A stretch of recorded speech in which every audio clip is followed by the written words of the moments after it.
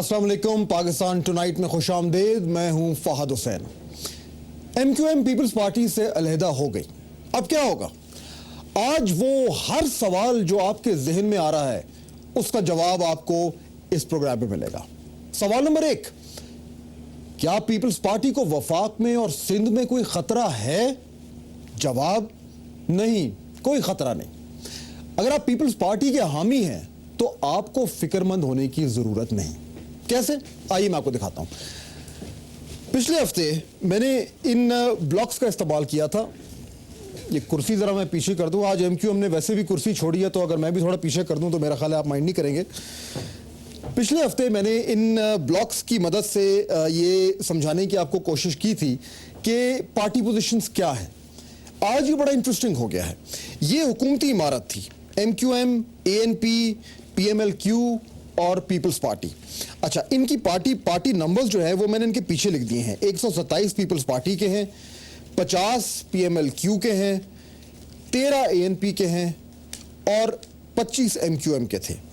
अब इनकी बड़ी सिंपल आराम से इनकी हुकूमत बन रही थी। लेकिन आज क्या हुआ है कि ये 25 वाला ब्लॉक जो है यानी कि MQM, ये छलांग मारकर और अब इधर ऑपोजिशन में आ गए हैं। लेकिन अगर आप ये नंबर्स देखें तो अभी भी हुकूमत बनाने के लिए 171 यानी 171 वोट्स की जरूरत है। नेशनल असेंबली में 127 पीपल्स पार्टी के हैं और 13 ये हैं इनके। जब ये दोनों अकेले थे और MQM साथ था तो हर वक्त खतरा लगा रहता था, और इसीलिए जब पिछली बारी हुकूमत MQM ने हुकूमत को छोड़ा था तो एक बहरान खड़ा हो गया था। लेकिन उसके बाद PMLQ छलांग मारकर यहां पे आ गई। और अब आप देखें कि इन 50 के साथ वो जो मैजिकल फिगर है 171 का, वो बड़े आराम से इस ये जो हुकूमती इत्तेहाद है इसको मिला। बल्कि अगर आप ये ANP भी हटा दें, खुदा ना खास्ता अगर ANP का कोई झगड़ा हो जाए और वो भी नाराज होके चली जाए, तो PMLQ के साथ मिलकर भी हुकूमत बन रही है। इसीलिए PMLQ जो है उसको हुकूमत में लाना एक मास्टर स्ट्रोक था सदर साहब का। 50 वोट यहां पे, 13 वोट यहां पे, ये बहुत कंफर्टेबल हैं। MQM 25 वोट के साथ अब अगर यहां पे भी आ गई है तो इनके पास 91 वोट जो हैं वो नून लीग के हैं। JUI के 8 वोट हैं जो कि हुकूमत में है। फ्रेंडली ऑपोजिशन का ताना बाय द वे इनको भी मिल रहा है। और 25 वोट MQM के। फिर भी हुकूमत को कोई खतरा नहीं है इस वक्त जहां तक नंबर्स गेम का ताल्लुक है।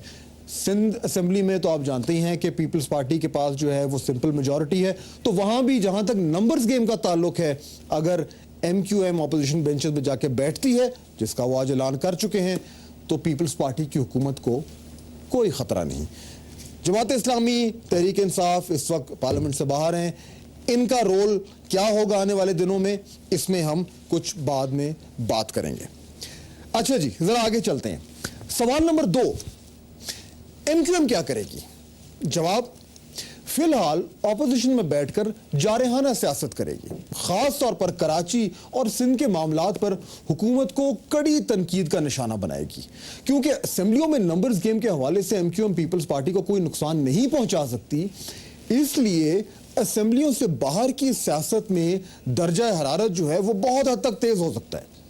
फिक्र की बात कराची के अमन व अमान की सूरत हाल है। इस हवाले से साबिक गवर्नर डॉक्टर इशरतुल इबाद का बहुत ही अहम रोल था। जैसा कि आप जानते हैं वो अब से कुछ देर बाद जो है वो रवाना हो रहे हैं बैरून मुल्क, और कहा यह जा रहा है कि MQM के कायद से उनकी मुलाकात होगी। इशरतुल इबाद साहब का बड़ा इंपॉर्टेंट रोल था।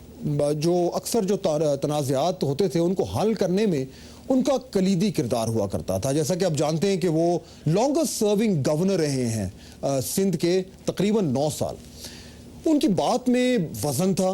तकरीबन 9 साल, जैसा कि मैंने कहा, गवर्नर होने के नाते उनकी कराची और सिंध के मामलात पर बड़ी मजबूत गिरफ्त थी, और तकरीबन तमाम जमातें और हुकूमती इदारे उनको सालिस मानते थे।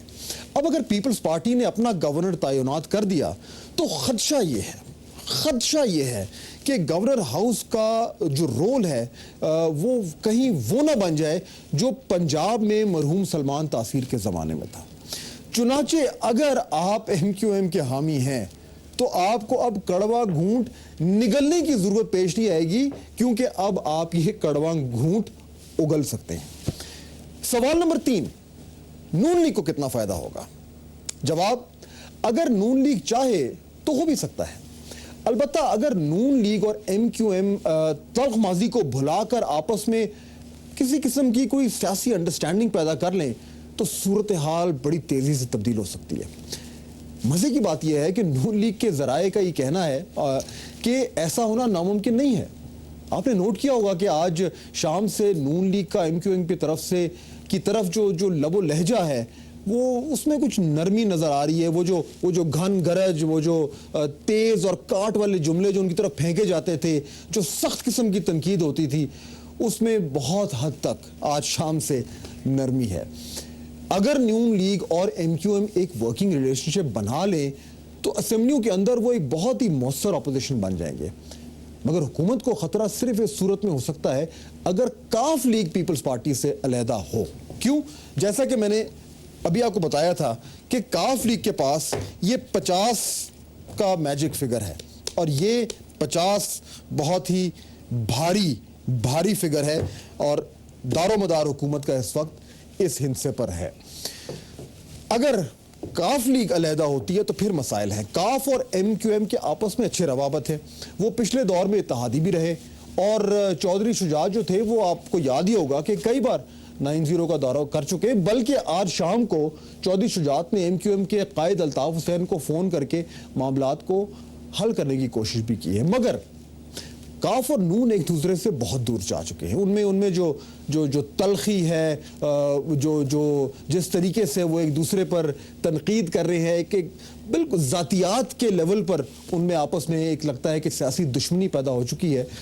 इस वजह से फिल वक्त इस बात का इम्कान तकरीबन ना होने के बराबर है कि वो एक दूसरे के बगलगीर हो जाएं। मैं इसलिए तकरीबन कह रहा हूँ क्योंकि जिस तरीके से पाकिस्तानी सियासत चलती है और अगर आप माजी में नज़र डालें तो कल के दुश्मन आज के दोस्त, कल के दोस्त आज के दुश्मन, ये पैंतरे बदलते रहते हैं और शायद कुछ ऐसा ही अब भी हो जिसकी हम बाद में बात करेंगे आज के प्रोग्राम में। लेकिन इस वक्त ये लग रहा है कि काफ लीग और नून लीग का आपस में मिलना जो है वो कुछ मुश्किल लग रहा है। चुनाचे अगर नून लीग और एमक्यूएम का हुकूमत गिराने का इरादा है तो फिर उन्हें अपनी सियासत को सड़कों पर ले जाना होगा।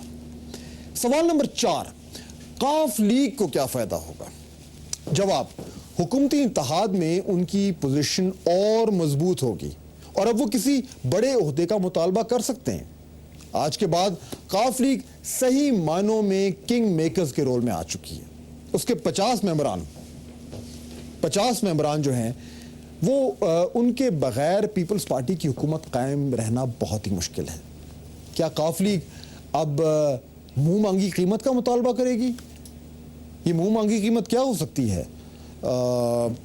नायब वजीर आजम या द बिग प्राइज वजीर आजम। इसके अलावा अगले इलेक्शन में जो पीपल्स पार्टी और काफ लीग में सीट एडजस्टमेंट हुई है, इसमें भी काफ लीग का पलड़ा जो है वो भारी हो सकता है। इस हवाले से पंजाब को सियासी दर्जा हरारत भी, पंजाब में जो सियासी दर्जा हरारत है वो आने वाले दिनों में मजीद ऊपर जा सकता है, क्योंकि अगले इलेक्शन में पीपल्स पार्टी और काफ लीग दोनों का हदफ यह है कि पंजाब में नून लीग जो है वो हुकूमत बना सके।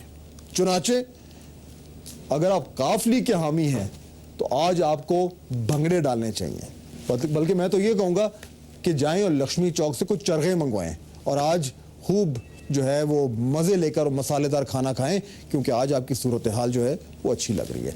सवाल नंबर 5, कराची की सूरत हाल मजीद बिगड़ेगी? जवाब, बदकिस्मती से इसका इम्कान है। सिर्फ जून के महीने में 150 हलाकतें हो चुकी हैं सिर्फ कराची में, जिसमें से CPLC के मुताबिक 21 कत्ल सियासी बुनियादों पर हुए हैं। वफाक में इत्तेहादी होने के बावजूद पीपल्स पार्टी, MQM और अवामी नेशनल पार्टी कराची के अमन अमान पर काबू नहीं ला सके और एक दूसरे पर इल्ज़ाम की बौछार करते रहे। उस वक्त के सिंध के वजीर दाखिला डॉक्टर जुल्फ़िकार मिर्जा ने तो बिल्कुल वाज़ेह तौर पर MQM को टारगेट किलिंग का जिम्मेदार ठहरा दिया था। MQM के दबाव की वजह से डॉक्टर साहब को, आपको याद होगा, अपनी नौकरी से हाथ धोने पड़े थे। अब जब ना एमक्यूएम हुकूमत में होगी और ना उसका सियासी दबाव, हालात किस रुख चलेंगे, इसका बखूबी अंदाजा लगाया जा सकता है। चुनाचे अगर आप कराची के रहने वाले हैं तो आज का दिन आपके लिए परेशान कौन होना चाहिए। सवाल नंबर 6, क्या पाकिस्तान की सियासत अब सड़कों पर होगी? जवाब ऐन मुमकिन है। अगले साल मार्च में सेनेट के इलेक्शन होने हैं। अगर यही असेंबलियां बरकरार रही तो पीपल्स पार्टी सेनेट में वाज़े अक्सरियत लेने में कामयाब हो जाएगी। नंबर्स गेम को सामने रखते हुए, नंबर्स गेम को, ये बिल्कुल जो मैंने आपको कुछ देर पहले दिखाया है, नंबर्स गेम को सामने रखते हुए पीपल्स पार्टी को कोई नहीं रोक सकता। वाहिद तरीका यह है कि असेंबलियों का खड़ाक हो। अगर नून लीग ये फैसला कर ले कि उसने असेंबलियों से इस्तीफे देकर सड़कों पर आना है और इमरान खान की पार्टी जो कि हुकूमत हटाओ तहरीक का वैसे ही आगाज कर चुकी है वो इसमें शामिल हो जाए और उधर एमक्यूएम भी आस्तीनें चढ़ाकर सड़कों पर आ जाए, तो फिर एक बहुत बड़ा बहरान शुरू हो जाएगा, बहुत बड़ा बहरान। और अगर ऐसा हुआ तो फिर पाकिस्तान को एक बहुत ही खतरनाक दहाने पर जाकर खड़े होने पर मजबूर होना पड़ेगा। और बहैसियत पाकिस्तानी इस हवाले से हम सबको फिक्रमंद होना चाहिए। और हाँ, एक चीज तो मैं भूल ही गया, आप पूछेंगे कि वो Saleem Shahzad commission, Abbottabad commission, drone हमले, इनका क्या होगा? अब इतनी तेज सियासत हो रही है, उन्हें कौन याद करेगा। ब्रेक, और ब्रेक के बाद वापस आएंगे तो बात होगी एमक्यूएम के रहनुमाओं से, मुस्तफा कमाल से, मौलाना फजलुर रहमान से, ख्वाजा आसिफ से और फैसल सालेहात से। ये सब कुछ और तमाम जितने सवाल आपके ज़हनों में, उनका जवाब ब्रेक के बाद।